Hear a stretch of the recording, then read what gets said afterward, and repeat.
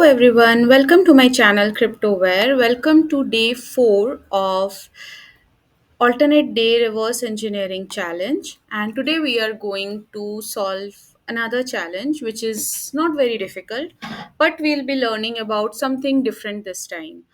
All the challenges are not at all very difficult, and yes, I'll share the details related to this challenge in the description below. And yes, it comes with all these things, so we'll just go through the readme.txt, and we are not going to go through the hint and the source code. We do not need that. The author is November. I hope that's what it is. So here you can see the goal is that your main objective is to reverse engineer this in P32exe in order to extract the correct password which triggers the correct message. Okay, it is not at all very difficult. Any of the challenges that I am solving, they are not at all difficult. If you're stuck, you can also use hint.txt, which is already present. We'll try not to use that, and it also has the C source code too. And yes, so that's it. And it's not at all very difficult. We'll just execute it. It asks for guess my dog's name. We'll put hello or anything, and it just closes. So we'll have to see what is the dog's name.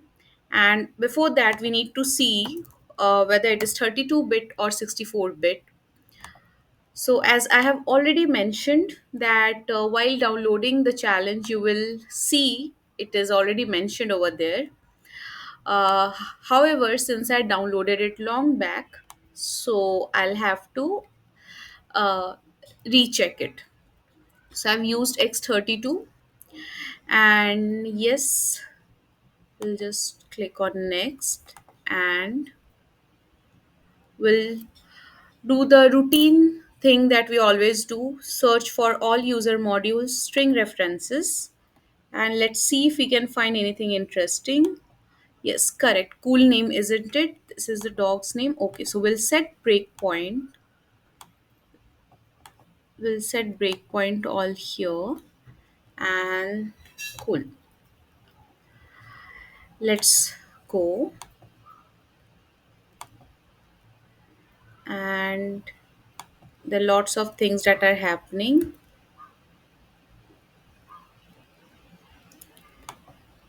Yes, this is here. This is what I was looking for. So I'll try to put anything random, maybe TEST, and okay, and it directly goes to wrong. And this looks like something very interesting. This is the correct password where we have already set the breakpoint. So from our previous videos, what we have learned that if there are such kind of things, there is some conditions which is jump not equal to, and there is test. So there is a call function which is string compare. So there is a comparison of the string. But here we can see there are two things. There are two strings that are being compared. And we know that we have given a password which is test, and it's not this. Most probably it looks like a hash. We'll definitely check that out as well. Before that, let us also see what is happening over here. You can always do step over step into, but we'll try to figure out where it is already there. This is where the comparison is happening. Jump is here, move is here. Let's see if there's anything else that we need to see. Let's see if we can find our input anywhere. Okay, never mind. But I would definitely want to check this input, the comparison strings that are being used. So I'll just copy them. One is C9, which we are going to test. So like one of the previous challenges, it looks like that it is getting changed to something. And this is the correct because it's mentioned over here. So I'll just copy this. Just remove them all.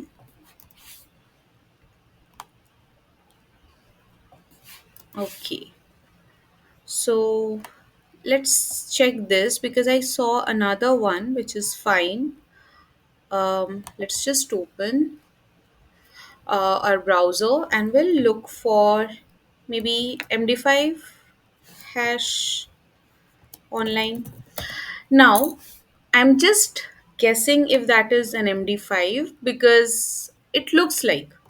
So we'll just write test and we'll generate, and the hash is 098. Did we see 098? Yes.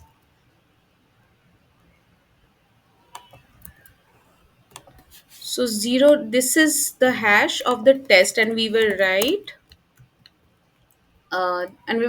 that this is calculating the MD5 hash.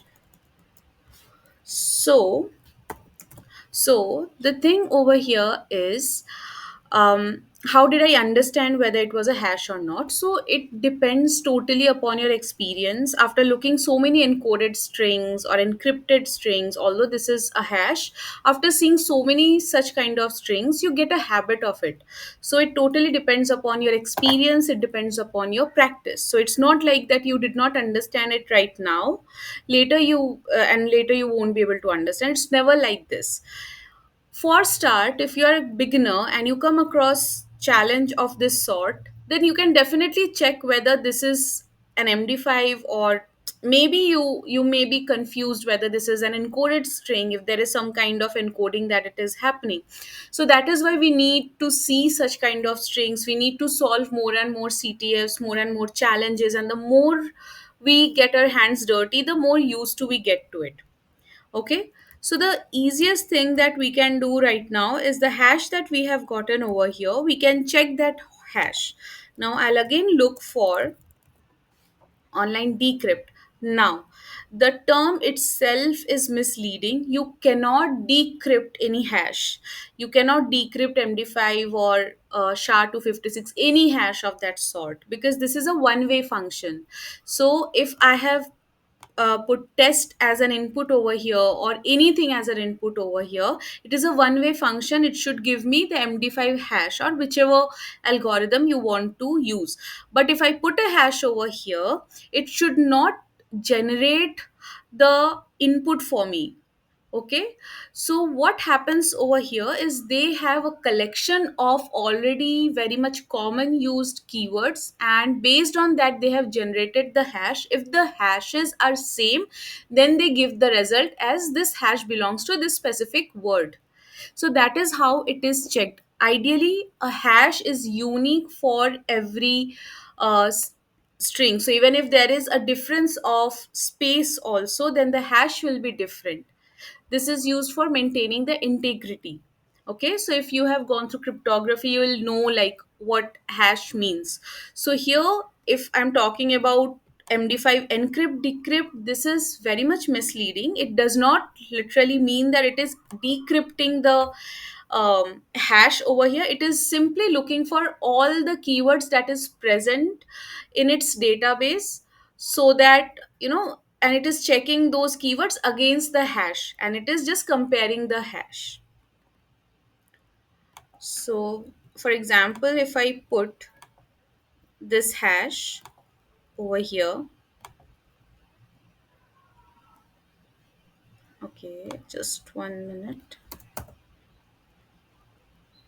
Decrypt, I'll just put the hash over here and decrypt.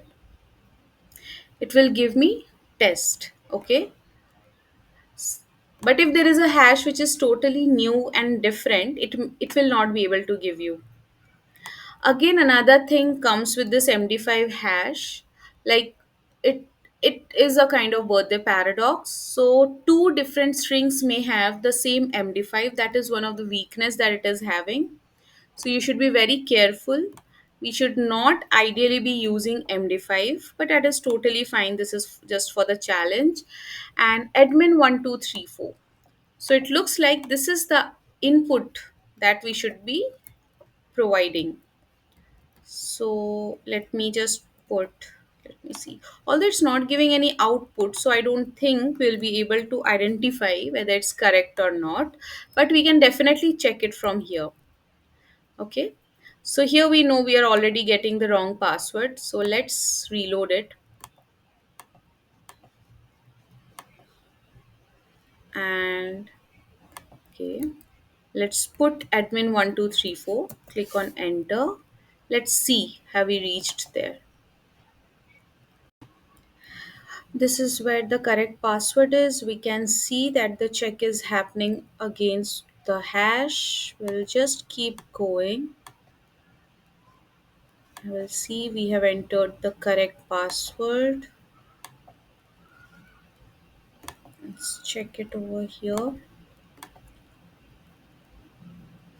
One step at a time. Yes. Let's just keep going.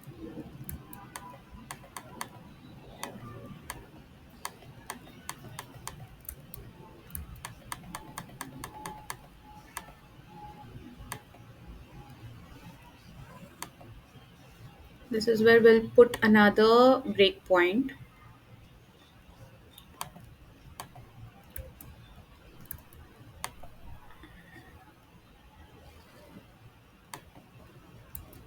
Let's just keep going.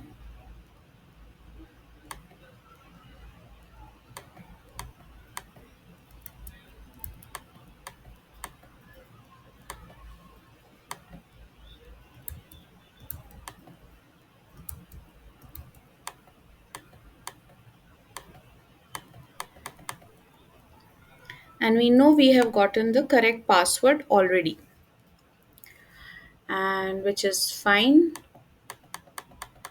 One thing that I would like to show, let's see if we can see that.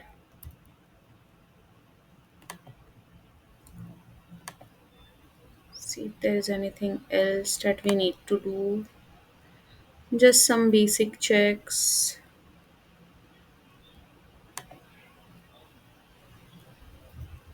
Just put different breakpoints in here. Yes. So we were able to print it. We wanted to print it basically, and finally we were able to. You can patch this and everything. We can learn about patching later on. For now, my focus is completely on understanding, like creating a situation where you can actually solve the challenges by yourself. I know these are the very basic ones, but I remember when I had first started, I couldn't even understand how these basic ones can be solved.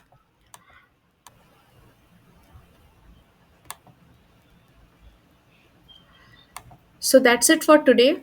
Please like, share, and subscribe to my channel. Every time we are coming up with, every alternate day, we are coming up with a different challenge. Although it is totally focused on beginners, but we are trying to learn something different in each challenge.